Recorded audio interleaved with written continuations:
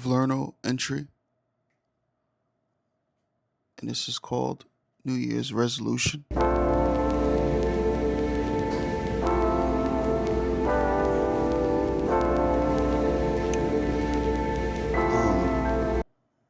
When I was writing this at the time, it was 7:19 p.m. and I was waiting for the A train back to Far Rock, and while I was waiting, I was thinking like maybe I should just, begin this, I guess, journey that I want to go on as far as documenting different types of thoughts. I'm currently right now heading. Well, at the time I was writing this, I was currently right now like I was heading to Far Rock because I'm currently in a shelter. I've been in the shelter for maybe like 2 months now, trying to just get access to affordable housing. I live in New York City. I live in New York City my whole life, and um, I've for the past 2 or 3 years, I've been for the most part on my own, just trying to navigate through this, harsh times we're living in. I'll just say this, man: the 2020s um, haven't been a good time for me. Finally in 2026, I'm kind of like, I won't necessarily say I'm healed, but I'm trying to just get out of my head, basically. And uh, for the past 5 years, I've basically been like basically neutered, man. As far as like artistically, like as far as like artists like expressing myself artistically, I've been neutered. Um, and just trying to get back. Um, so I decided to uh go into a shelter so I can, kind of get some of that freedom back as far as like, you know, getting a place. And I think it's going well. I think for the at this moment my case is open, so trying to that seems like a good place. I don't know what the what road that's gonna lead me, but um, you know, I decided to, you know, try to do this more often. I want to just be like a therapeutic and document some of these times so when I look back at it, I can have a little more hope, you know.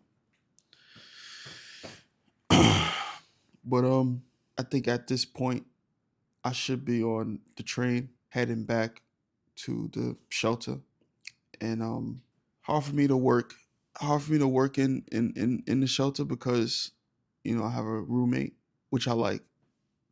you know I like me and my roommate really is kicking it. I fuck with him very heavy. Yeah, yeah, that's for the most part that's like been my life. Before that, before like I went into the shelter, I would say I was homeless. I was homeless. um but it's funny because I decided to be homeless kind of on purpose. It kind of um I wanted to, you know, at the time I think it was maybe like around 2023. Um I just couldn't take it anymore, man. Like I felt like I was like stagnant. I was paying money for, you know, no disrespect to the landlord because I really respected the landlord. but I felt like I was just stagnant in there, man. Like, I was, I felt lost at that moment. Other things was happening. I don't want to get into that, but for the most part, I just felt lost. Like I wasn't going anywhere, and I was paying all this money out, and I decided, um, why not ditch this bill that I'm stuck with, and for the next few years, just stack up on equipment, and that's exactly what I did, and I feel proud about that. You know what I'm saying? Like I feel like that's like the next step. I'm able to take the next step, and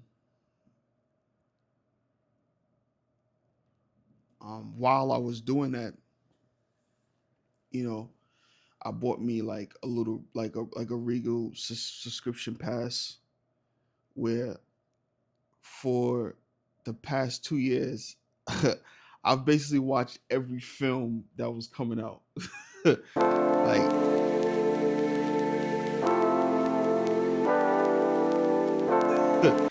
like like that was kind of like my dream initially, like to sit there and just watch film. Me personally, I could honestly say 2024 was terrible when it comes to film, but there was a few films that came out that year that I found changed my whole perspective on filmmaking. That doesn't really happen often, you know, and it gives me inspiration to want to go out and actually like make film. This particular film that I'm talking about, it was released in 2023, but I saw it in 2024. I was just searching for to watch something on Adam. Even though I had the Regal subscription, I still used to go to not I used to go to AMC to watch films sometimes, because sometimes they have a earlier showtime. I saw this film called Perfect Days. It hit me. You know what I'm saying? Kind of like hit me. Like I was like, for some reason, like like I attracted to that film for some reason. So I went to AMC to watch Perfect Days, and man, all right, okay. So I went to AMC to watch this film. I was blown away. I tell you this film gave me so much different emotions watching it. I didn't know that you can make a film like this. You know what I'm saying? Like the film is directed by Wim Wenders. I didn't really know the actors because it's a Japanese. It's actually a Japanese. Is it a Japanese film? Yep. The film is so simplistic because the guy don't say much in the film. You know what I'm saying? Like he's not a mute. He just don't say much in the film. For the first 40 to 50 minutes of the film, you're basically watching a daily routine.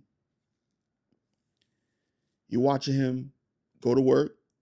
He cleans up public bathrooms.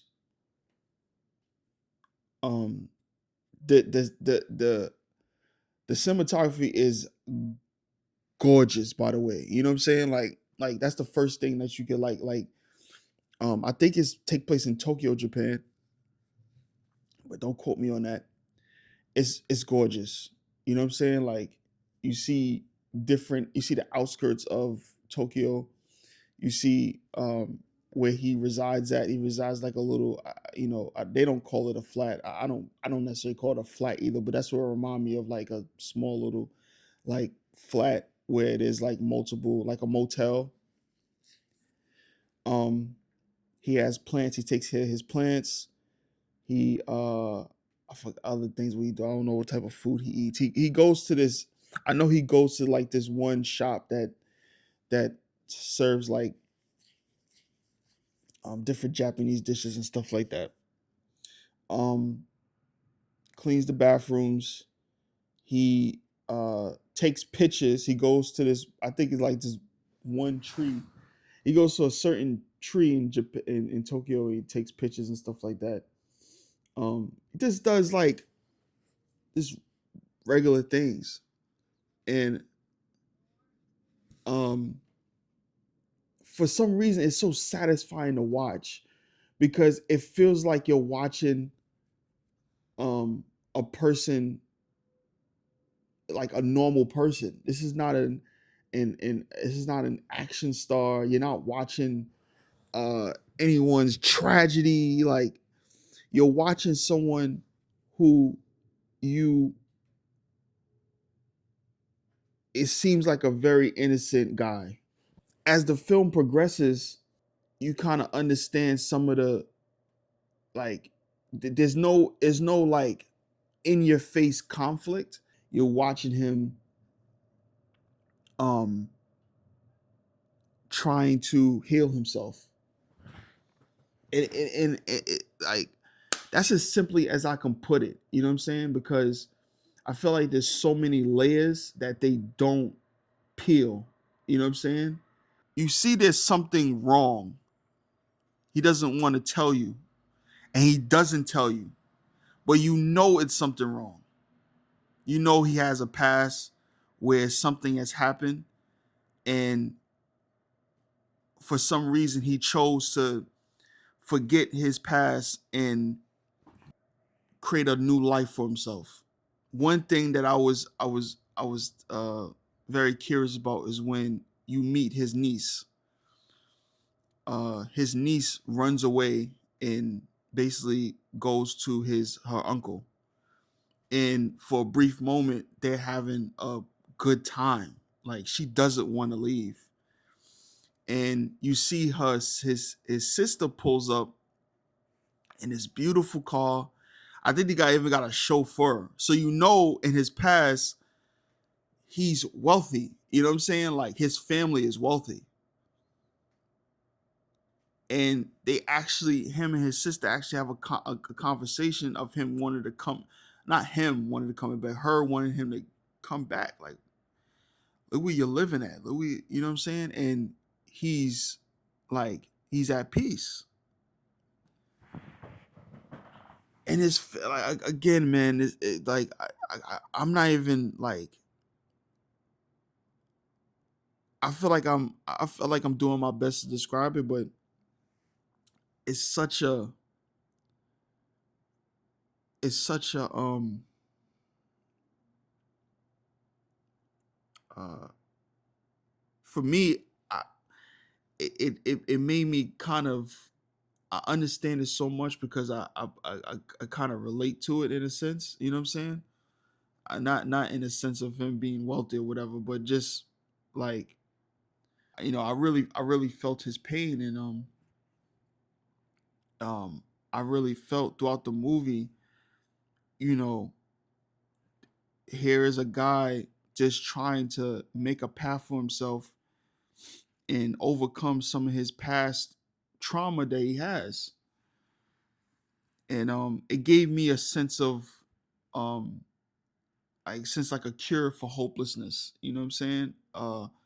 You know, it helped me kind of deal with some traumas that I have in my own life. You know, like when I tell you, like, this film really put a different perspective on life for me. You know what I'm saying? Like, I like it's literally one of the films that I really cherish of that year, and I'm just so saddened that it didn't get a, a huge, understandably, because it's not a it's a very untraditional film. um it's not your, drama and try, like, it's not that. You know what I'm saying? If you're looking for that in that film, then you're not going to find it. You got to look deeper. You know what I'm saying?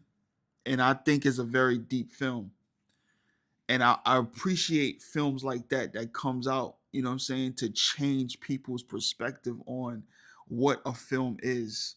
Yeah, I definitely recommend people go watch that film. Like, if you're a person that just like action and is like, like, not thinking, then, no, don't watch the film. You know what I'm saying? Because you're not going to get nothing out of it. I think just watching that was like so therapeutic. You know what I'm saying? Because he gave me a sense. You know what I'm saying? Like, having a daily routine is a great way for any type of depression. You know what I'm saying? That's what I kind of took from it. Having something to do. You know what I'm saying? Like a lot of people work out. A lot of people, you know what I'm saying? But other than working out, just having a daily routine of just either a hobby, you know what I'm saying? Like I think that's like a really good way to just forget about the bullshit.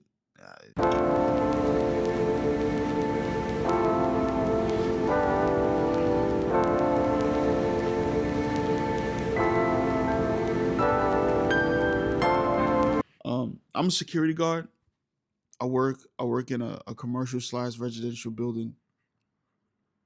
Not gonna tell you the building, but I work as a security guard. I've been working there for 7 years, and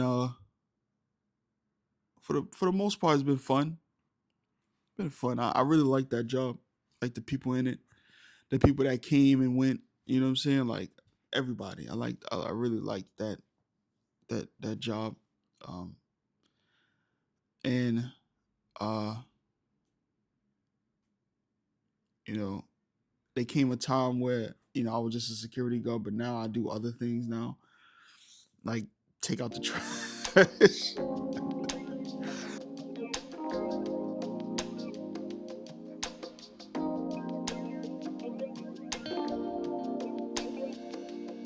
I didn't like at first when they introduced that concept.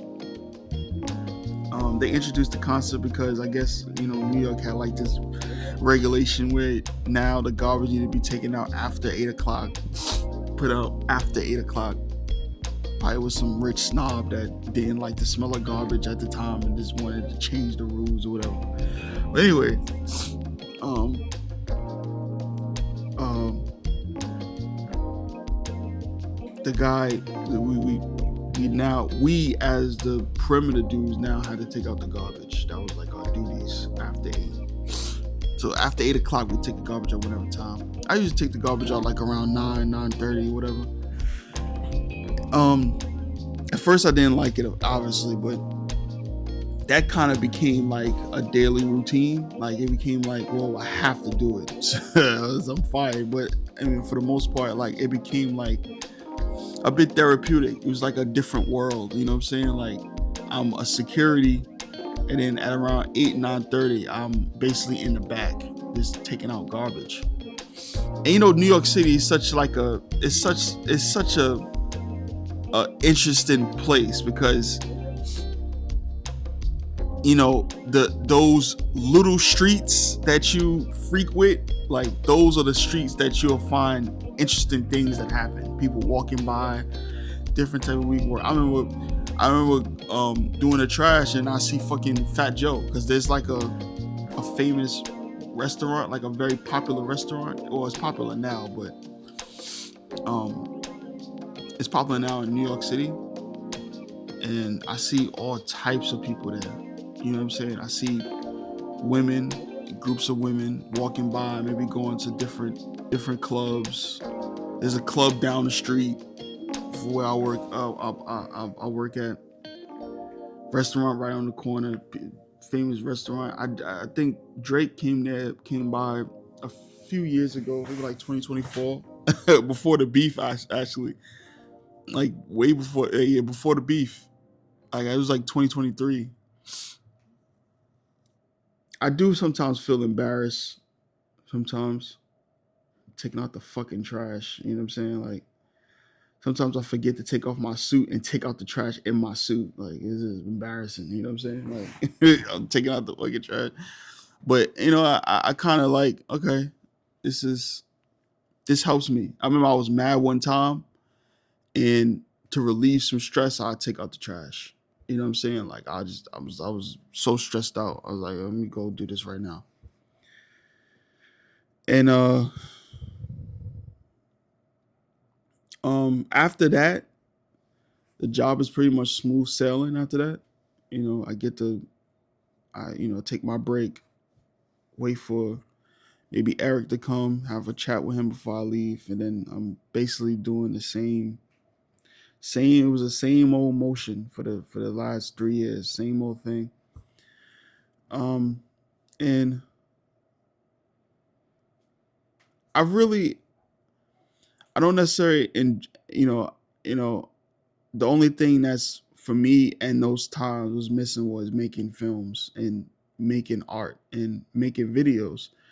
I miss making videos for YouTube, and I'm uh just very grateful. I'm very it's like even though it was hasn't been the best time. I'm very grateful for you know family and friends and all that stuff. I'm very grateful for people that's in my life. And my New Year's resolution is to simply start. Start on projects. Start on like this piece that's missing inside. You know what I'm saying? That I keep I keep stopping. You know what I'm saying? Like, and that's film. You know what I'm saying? Like I've like ever since I was 18. Like I wanted to get into the film industry, and I just kept stopping. And for this year, I want to. I don't care how long it takes me to make one thing. I'm going to put it out. Like I'm not going. I'm be relentless. I'm forgetting about all the projects in the past. I'm trying to forget. Some people keep reminding me, and I don't like that. Like I want to forget about those projects for the time being and make what I can make. And and just stay consistent. Um this is the first vlournal, and I'm out. Peace.